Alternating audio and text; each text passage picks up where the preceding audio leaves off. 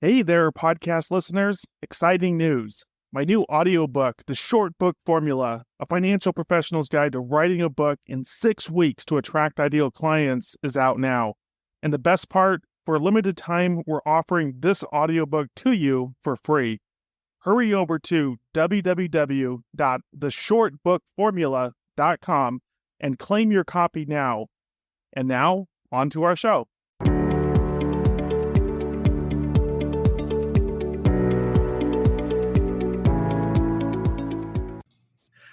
Hey everyone, this is Paul McManus, the host of the $1 Million Producer Show, and I am here today with a very special guest, Dr. Aprille Trupiano, the CEO of AT International. Welcome, Aprille. Thank you. Hello. I'm excited to be here with you. You're the rock star here, so I'm excited to have a conversation with you. Paul. Well, I remember we got together about just over a year ago. We had a really good time at a life insurance producer conference. So I'm very excited to have you here today on the show and really tap into your insights and wisdom, especially as it comes to helping advisors, life insurance producers transform from that solo entrepreneur, if you will, to the CEO of their own company. Because you have been doing this for, how long has it been now? Oh my goodness, it's going on, showing my age here, but it's going on 18 years. Yeah. 18 now, years. Just before we got started the broadcast, you were telling me about, just so people can appreciate the kind of work that you do and the level of results that you bring, because you are an executive coach, advisor, you have a PhD, you've been in this industry for decades, and you have such a remarkable story and insights. But just to kind of give a glimpse of what are some of those results that you've helped clients achieve recently? This is so exciting. I'm not going to lie. I'm so excited. So fun. Okay. I'll tell you first and then we'll talk about why I get excited. So I just got an email literally about 4 days ago from a client.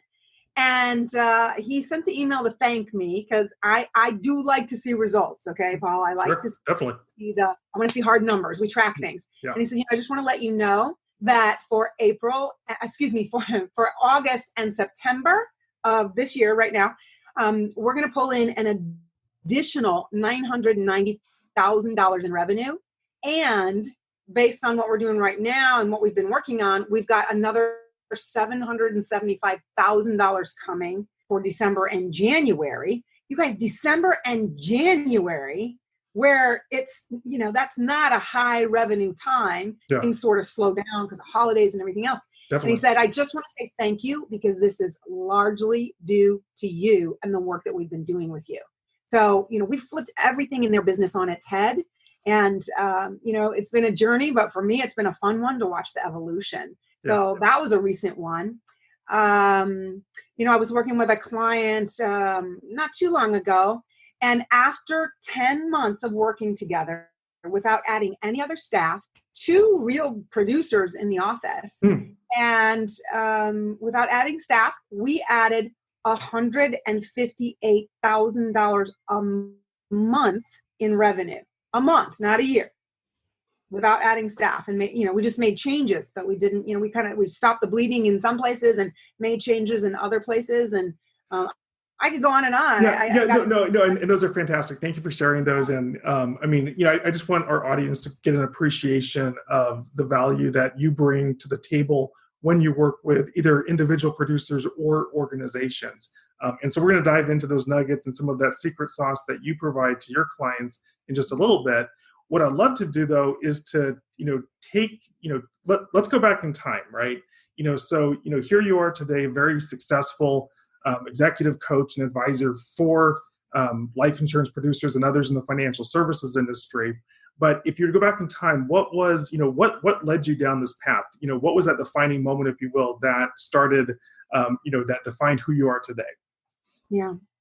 So when I had my first ever business coach, and we are going way back now, the one thing that stood out to me, the one thing he taught me was that the product is never the product. Mm-hmm. Business is the product. Yeah. If you really want to have a life in the, like right now, if you want to have a life outside of the office door, mm-hmm. and if you want to have a future, whether it's because you're going to sell the business someday, you're going to franchise the business someday, you're going to step back from the business at some point, you've got to understand that the business is the product. Yeah. Now, fast forward, I find myself in the financial services industry, and I realized that I wasn't living that way in that moment. And I was just not focusing on what was most important to me, which was my family. Yeah. And so I stepped back, and I remembered that advice, and I took everything I was doing in my financial services business, and I created the systems, and I created this whole ecosystem of working in such a way that I could have a very successful business. I was actually running the largest national strategic alliance this company had ever had in financial services. And yet I had to make time for my family. It was taking over my life, and I wasn't going to have that anymore. And so by creating those systems, I was able to do both. And it was the reason it turned into where it is today. And I'll tell you that is the solopreneur to CEO system that we train people on, that we teach people, that we, give them the systems and processes and procedures and tools, is because people kept saying to me, that's not possible. Well, you can't do that in this industry. Well, you can't work this way. Well, you can't do that. People are never going to relate to you this way, or they're not going to do this and they're not going to do that. And I said, oh, just watch me. And we did it. We did it. And it was exciting times. Those were exciting times. But when you fast forward again, I made another change, Paul. I made another change, and I moved over into the financial services sector of advising, right? Being a financial services rep. Yeah. And I think this is an even more critical moment, because it was a moment in which I said, I really believe in this industry. I want to make this move. I want to help people in this way. And everything I had done previously in my other systematic approach, which worked, they kept shutting down. The company with whom I was kept shutting me down, saying, you can't work like that. You can't work like that. And I looked at them and I said, I knew in that moment, Paul, I had to make, I made a decision where I chose my family over financial gain. And I left the industry. I left the world of life insurance. And when I left, it was because it just, what I have and what I do for people now didn't exist. And the pieces I was trying to bring, they just kept shutting it down, like I said. And I made a promise that day. I said, I don't want this to ever happen to another advisor. And I created that solopreneur to CEO system. And I started training people then. I just said this, I don't want this to happen again. I want people to have a life and a business, and it's possible. It's what we preach to people. It's what we tell people in this industry, but we don't allow people we don't teach people. And sometimes in the past, we weren't allowing people to do that. And I drew a line in the sand. I said, that's not the way it's going to be, if I have anything to say about it.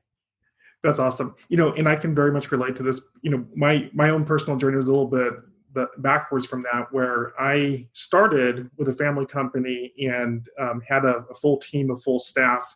And so I, was the CEO of that company, and I was used to that. And then I left that and became a quote unquote solo entrepreneur myself, and quickly realized everything that you're saying, how vitally important it is.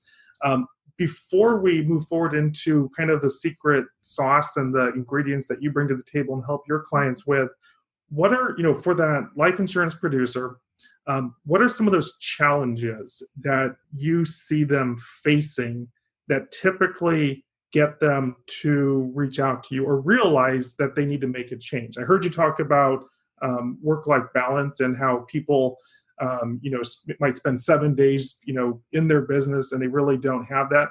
What are some of those other challenges that they typically have that is at the time that they come to you and are looking for that new solution, if you will? Yeah. Well, they don't come to me we have 3 pillars, okay? Leadership development, team development, operations development, but no one ever calls me for that. Okay.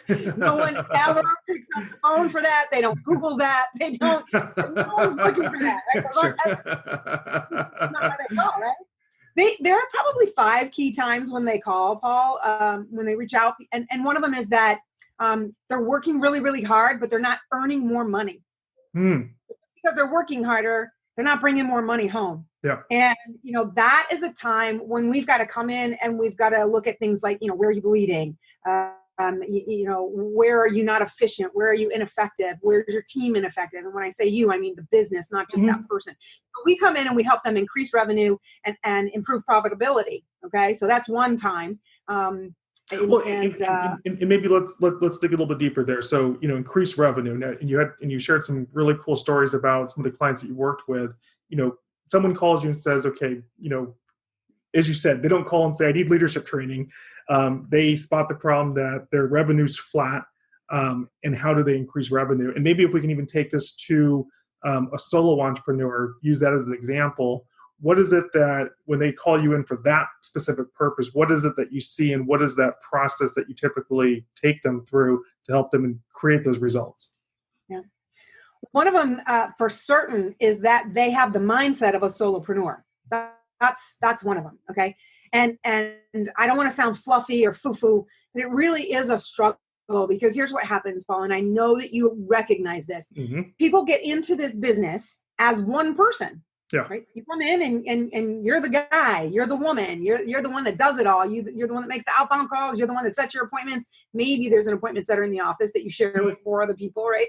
Sure. And so you just work, you put your nose to the grindstone and you work, you produce, and you're doing really well. And then all of a sudden you look up and somebody says, man, you really need somebody to help you out a little bit with the admin stuff. So now we start working on the admin, because you say, okay, I'll hire an assistant. So you hire an assistant. Well, now you got an assistant and they're handling the minutia, but you're still work.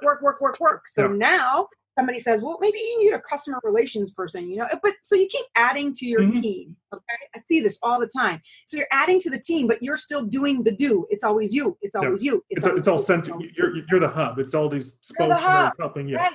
Right. Now somebody says, if you really want to grow, you've got to expand your team. You need producers. So you go, okay, well, I'll go hire some producers. And that's a whole host of breakdowns. Okay. It is a host of breakdowns because we don't have a systematic approach of bringing people in. There's a confusion about what does it mean to onboard? What does it mean to give them orientation? That's all confused. So they come in, they don't really understand how you work. There's a frustration that, well, gosh, I brought them over from XYZ company. They were doing well over there, or they've been there for 5 years or 10 years. And why do they come into my company and all of a sudden they're not producing? Because that's another reason they come to us, because they'll say, these people aren't producing. I hired these people, they're not producing. Or I've had to let people go. There's a churn and burn. There's a turnover. It's too much. I'm wasting my time. I'm wasting my money. Well, they're not hiring right. They're not training right. They're not clarifying the pathway to success. There's all these things can come in, Paul. But the biggest frustration is that they don't have that CEO mindset to say, you got to let go. You got to let go. You've got to delegate. And then you've got to start thinking like the business owner, not just the hub. There's a shift that happens from the hub that is the end all, do all, be all person, that producer, the only producer, to the hub that is the visionary, the guy, like the North Pole. You're the North Pole, the North Star, right? They've got to see where the company's going. They got to understand it. They have to understand your vision. You got to be the driver. And it doesn't mean you're not going to be a producer anymore, but you got to be that North Star. And they don't easily make that shift. Because again, it happens organically.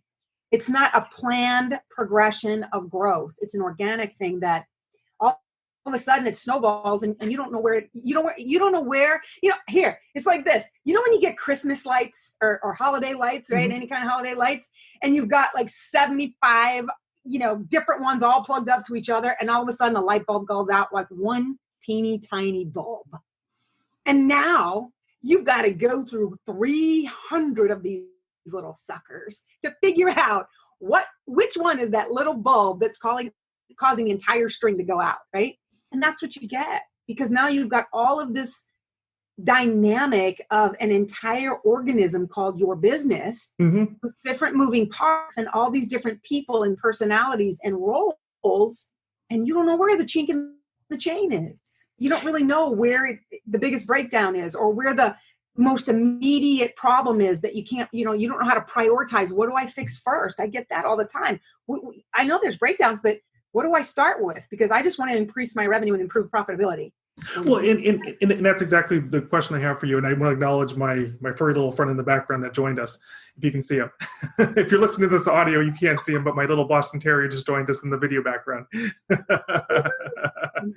So, I think that's so critical, because, there's whining, because, I work with life insurance producers, and I know from my own experience that they come in the door primarily because they want more leads. That's it's very specific, very urgent. Yes. I need more leads. Yes. And that's the immediate pain point, if you will, that I help them address. What you address, and correct me if I'm wrong, it's not as quick of a fix. Fundamentally, what you're helping them with is their mindset and their skill set to transition them from that solo entrepreneur to that CEO. And a couple questions I have is, the first question is it possible? And I know it is possible, but just that's a fundamental shift in who a person is. Can you? Does that question make sense? Or Yeah, I've worked with so many people. Absolutely.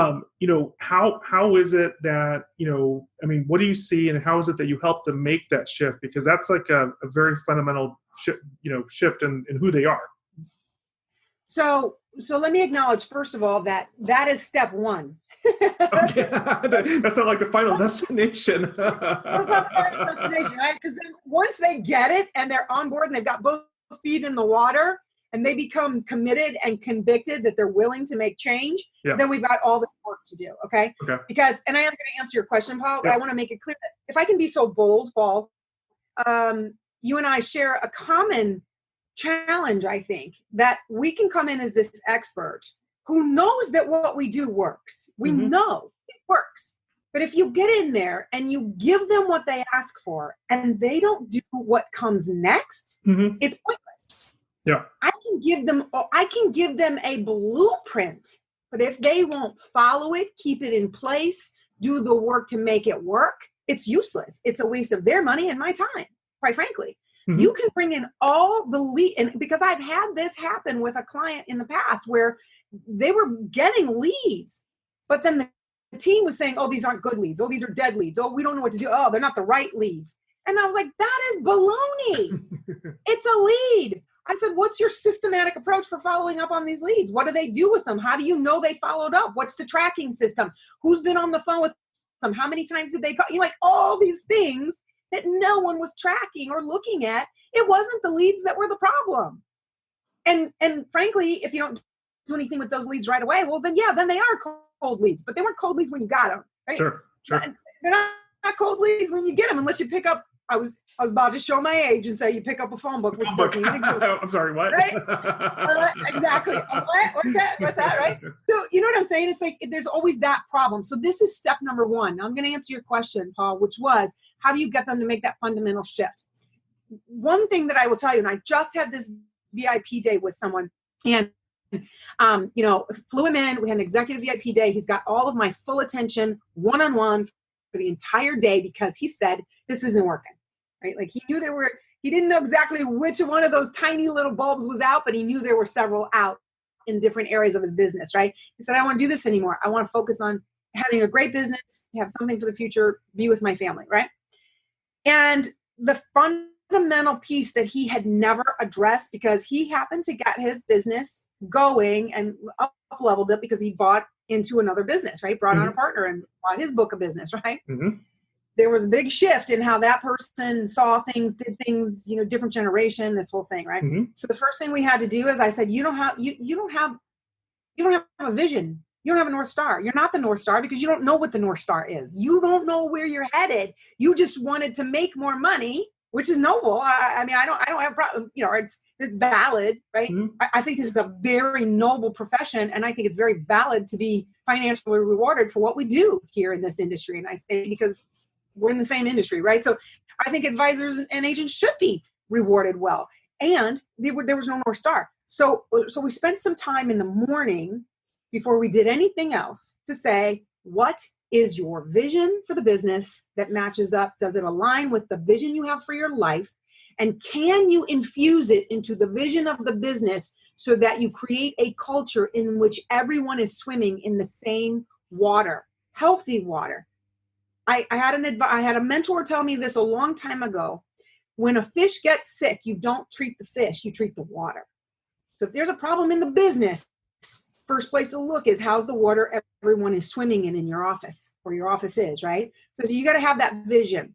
And then we created a manifesto to say, what are you going to stand for? What do you stand for? What do you rile against? Because when you do that work, now you know this is why we're different. And you can say that to a client. And you can say to a client, this is why we're different, because let's be honest, there's an agent, an advisor, a planner, every football field away. I don't remember how many yards that is. Right? It's not even a mile. Right?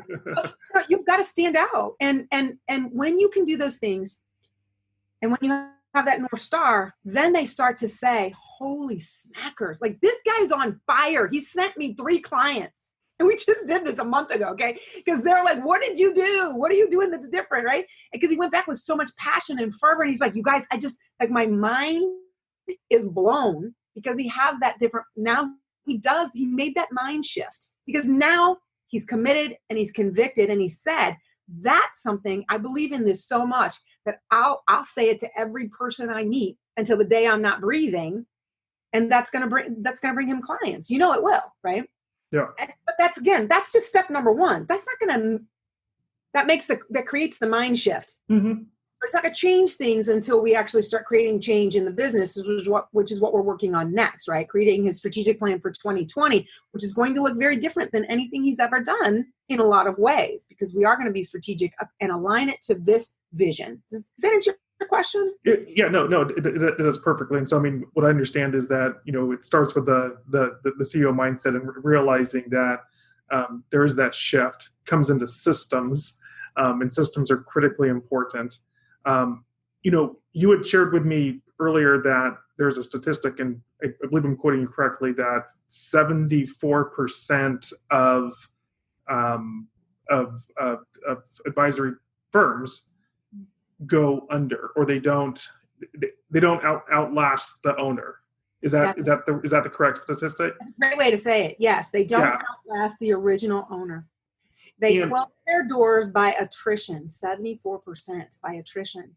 And what you also said earlier was that the product is not the product is the business, which is a completely different mindset, because everyone's thinking about, most people come into this and they think of themselves as a salesperson fundamentally, and they're looking at commission and, fees and whatnot. And the focus is so much on earning revenue now. It's not in how do I create an asset that I can potentially sell or pass on to a future generation. Can you speak more about that? Yeah. Well, you and I both know, and anybody who's watching this who has any interest or any skin in the game in financial services knows that we have a mass exodus coming. A mass exodus coming, just because of generational change, right? The boomers. And one of the things that we see over and over and over is that, unfortunately, the bulk of those boomers, and I won't say all, okay, but the bulk of those boomers did not create that succession plan. Mm-hmm. They either thought, I'm going to be in this business until I can't, golf anymore, because how much golf can you play? How much golf can you play, right? They know that they don't really want to retire as in, I'm never coming back through these doors, okay? They'll hang on as long as they can because they enjoy it. And they're dedicated to their client relationships. And I get that. But what we see as a problem, Paul, is when you're not dealing with the business as the product, mm-hmm. there's a myth that exists, which is what I'm selling is my book of business. And my book of business is very valuable. There are so many factors that go into evaluating that book of business that they find that book of business is not worth what they think it is. I'm not saying it's not worth anything, but I promise you, more often than not, it is not worth what they think it is. They've got a book of business and some office hard assets, hardware, computers, desks, whatever, right? And if you have not created the business as a product, mm-hmm. you're not going to get what you think you're going to get. And a lot of these businesses that are being sold today, they are being sold at bargain prices. because there's just too many factors. Like I said, that there are too many things that were not put in place. So when I work with my clients, I don't care if they're 42 years old or 38 years old or, 56 years old. I'm telling them, you have to create this business as if the business is the product, and you have to create this business as if one day you will no longer walk through those doors. And what does it look like when you walk out? What if nobody in your family wants the business? How are you going to make sure your family still gets something from the business and wins from the business? What does that buy sell look like? Is it going to be an internal buy sell? Is it going to be an external buy sell? I'm not saying you have to have every detail worked out, but you got to start thinking about those things today. Yeah. And then you've got to start setting up that business so that when you hand it off, you're handing off a business in a box, basically, that is worth what it's really worth the value of your life's work. Everything that you put your life, your heart, your soul, your blood, your sweat, your tears into, that when you go to hand it off, you and or your family gets paid what it's worth. Yeah. Yeah. No, and yeah, that's so important. I mean, it's one of it's one of those things that I think a lot of people wait until it's too late because they don't start with that plan. They start with, I just, focused on today's need, but then it's oftentimes too late by the time they get there and they realize, wow, I just sold this for a lot less, or I couldn't sell it for what it's worth today. Excuse my interruption, or they stay stuck in that solopreneur mindset, which is, I just got to be the producer. I have to be the producer. I have to be the producer. I have to produce. Because when they have those other chinks in the chain, Paul, maybe what they don't need is to personally produce more. What they need is to stop the bleeding in other areas, other inefficiencies, right? Other places where things are ineffective, like, within their team or with their producer team or with their processes that they currently have.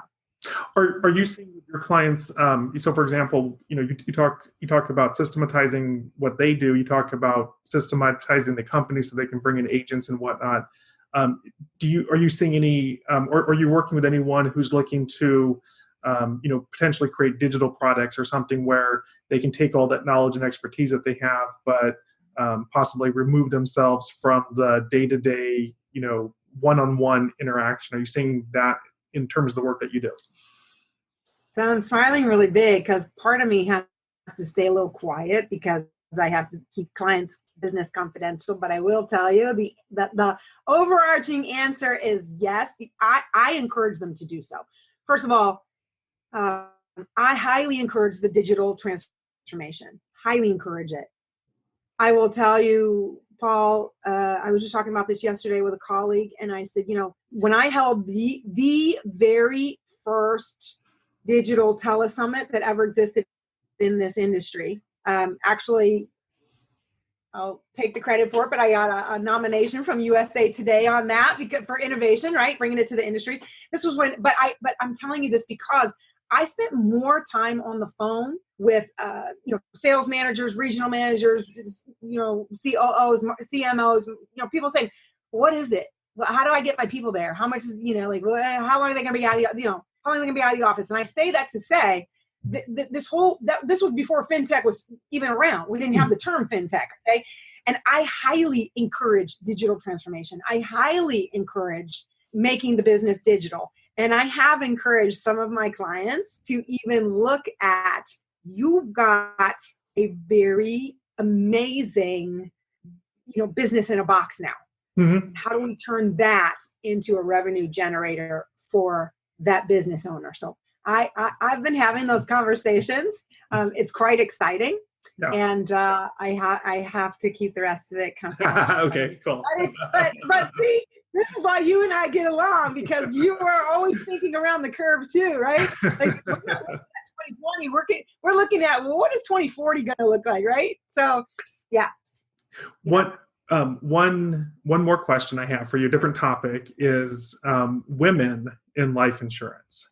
Yeah. Now, are you, my understanding is that that there's relatively few women who are in life insurance, and it's hard for the industry to attract them. And so for an organization or, producer group, or for a FMO, or for a life insurance company, for someone like yourself who's on the ground working with both men and women, do you have any insights or nuggets or wisdom that you can share about retaining and attracting high quality women into the business. Yes. Was that a yes? Yes. You know, and I actually do, I have a presentation, a keynote, and a workshop, and, you know, can do it in different modalities. It's called Creating a Culture for Women to Rise to the Top. It is very important. And let me just say this, Paul, that when I go to other countries and I speak on this and I talk to people about it, they're not struggling the way we're struggling. Okay. Now, I'm not saying they're doing everything exactly right, but they're not struggling the way we are. And I will say this again, I'm going to be really bold. You know me well enough to know that I'm a truth teller. I call things what they are. And a lot of organizations right now are walking around, and they are online, offline, touting that they've got these great women's initiatives and they've got it handled and they've done it. And, oh, we're really doing a lot. And here's what I'll say. If they were doing it effectively, we wouldn't still be talking about it, because this didn't just start this year, right? Yeah. And so a lot of what's being done is admirable, and we're grateful, but it's not enough, okay? And it's not necessarily effective. So, but I will tell you this in brief. What women want, because I actually have people asking, you know, like, what do women, okay, what do they want? What do they want that we're not giving them, right? Because most of our industry is male. And I'll be honest with you, I had to give that some thought, because, you know, I hang around a lot of guys. Yeah. Well, I mean, just to jump in really quickly, I remember when we were at the conference together a year or so ago, I think it was about 99%, you know, it was a couple hundred very high level producers, and I think it was about 99% male producers and their wonderful wives, but I think there was maybe 1% that were female. I think there was one female advisor there, Paul. There might have been two, but I think it was one, because there were a couple other women, but like you said, there were a lot of, you know, spouses. But there were also some vendors that were there, right, in the industry. But yeah, it's crazy, right? And so I'll tell you, somebody, like I said, when they ask me, well, what do women want that you know, what are we doing wrong? Well, you know, again, that's a layered answer. However, what I know they want is what I call M3, so that people remember. I love acronyms so people can remember. And that is, they want meaning, mobility, and they want money. And it's not necessarily in that order, but that's what they want, okay? They want to do work that matters, and they want recognition for that work. Right? They want acknowledgement for that work. They want to be able to measure the success of their work in ways other than just the financial accomplishments. Although, okay, one of those I said is money. So they want that. The women are driven to the financial gain. Okay, make no mistake. The most successful women are not afraid to talk about the money, and they get their value. But they want that. They want that meaning. They want to know they're doing work that matters. And the next one is mobility. So they do need flexibility, because even today with, you know, look, spouses today do not look like spouses of yesteryear. I in my life, I have never, ever seen my father or an uncle or a grandparent or, you know, a great uncle, any of them ever change a diaper. Right? Ever take a day off? There was no paternity leave, right? Like, never took a day, you know, none of that exists. So our guys are doing a great job, right? But there still exists there's still disparity between how much women do in the home and men do in the home a lot of times, unless you have a stay-at-home dad, right? Yeah. So, you know, they need that mobility. They need to be flexible, okay, with their work.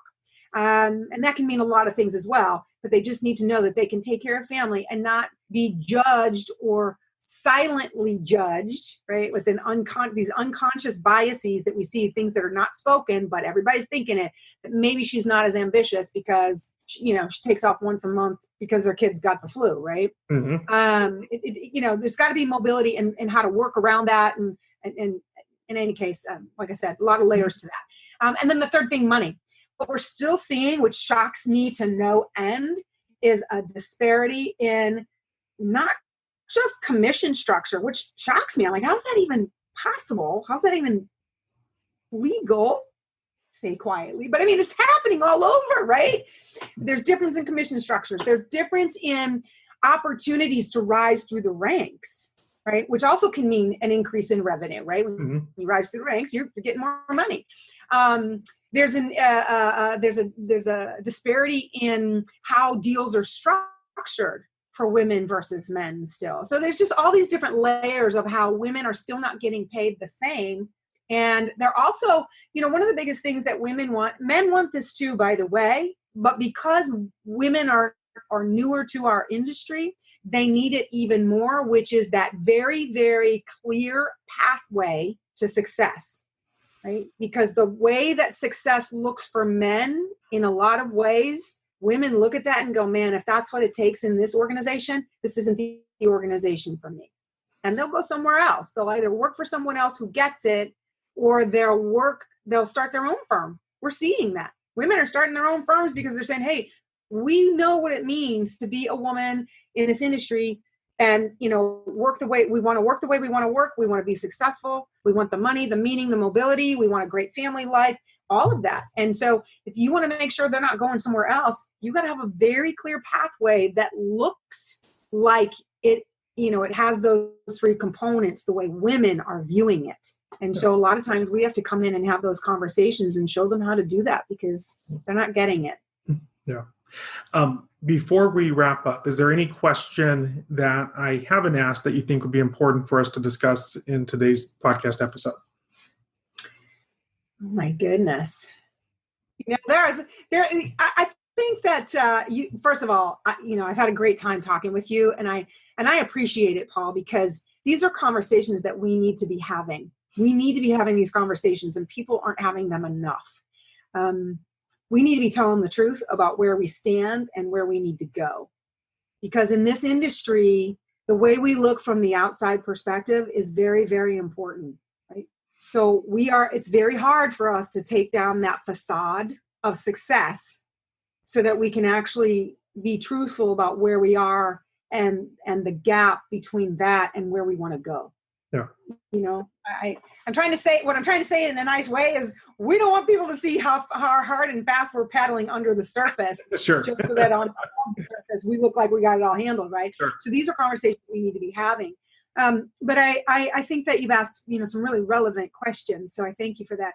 I think the one thing that does come up a lot, and you may get this as well, is how do I know I'm going to get my ROI back if I invest in something like this? Definitely. How do I know this is going to work for me? Definitely. How do I know it's going to work for my team? How do I know it's going to, and I will say this, first of all, that I have no magic fairy dust. I have the tiara, but I do not have the magic wand. I have a lot of tools and resources for people. I have systems. I have all that we talked about, but none of it is magic. And when someone asks me, is it going to work for me? I have to ask them back. Well, I have to ask you, are you going to do the work? And sometimes that frightens them. And I let them know, you don't have to do all the work by yourself. If I come, we have ways that we can help you do the work alongside you. And I can also show you ways to disseminate that work and delegate that work out, right? Which again, that's a solopreneur to CEO shift that we make. So, you've got to do the work to make it worth it. Yeah, and just to jump in there, it's you don't have magic fairy dust, or I oftentimes call it a magic bullet, in the sense that you can't swipe your credit card and now all of your problems are magically go away. But right. I would challenge what you said in the sense that you've been doing this for so long, and you've been, you do have a record of results that you've helped people with very impressive results. And would it be fair to say that if they're willing to make the investment of time, energy, and are coachable, that you can actually fairly predictably guarantee that transformation? Yes, I will tell you this. One of the things I'm most proud about in our company is that we do track numbers, right? Yeah. We track other results, right? Like I track how many vacations have you had? Mm-hmm. When's the last time you had a vacation? How's your family doing? I track, and I've been known to pick up the phone and call a spouse or call a sister. I'll check on but I also know that because we do track the data, I am proud to say that no one ever comes to us so far and doesn't at least 10 times their investment with us in 12 months or less. or less. Now, here's my legal disclaimer, and I'll talk really, really fast because I can talk really, really fast, but I'm not an attorney. I don't play an attorney on TV, and I cannot make any kind of legal, claims, guaranteed. But I do know that when our clients do the work that we prescribe, they 10 times minimum their investment with us. The work works. The work works, right? If you have a good diet and good exercise, it works. And we all know that if you don't follow that plan, it's useless, right? Yeah. But the work works. And I know that what we do works. Yes, absolutely. And I know that if we have a good level of engagement, the results are pretty predictable. Yeah.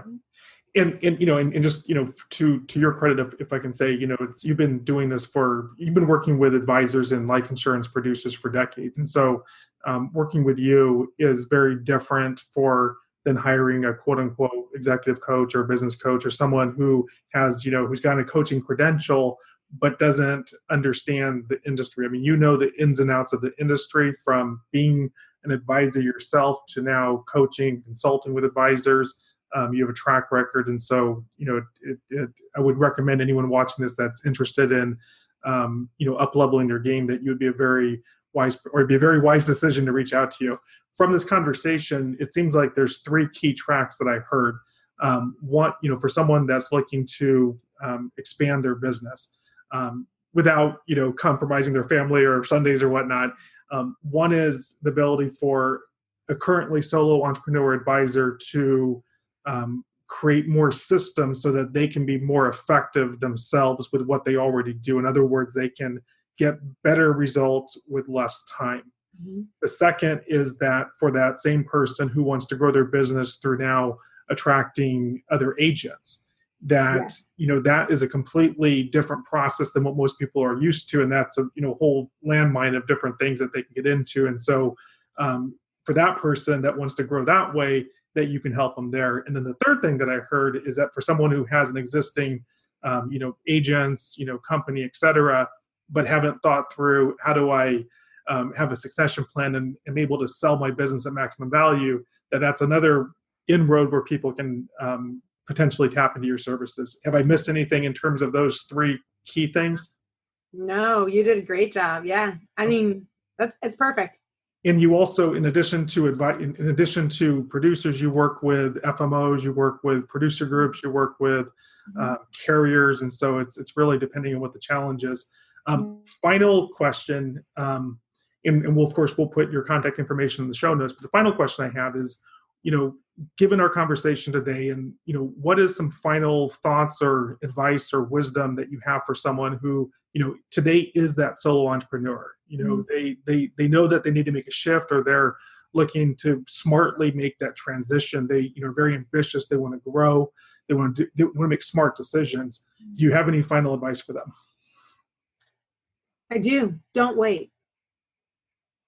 Don't wait. The longer you wait, the harder it is to find that teeny tiny light bulb somewhere in the string of 300 that's causing you the biggest chink in the chain, right? Don't wait.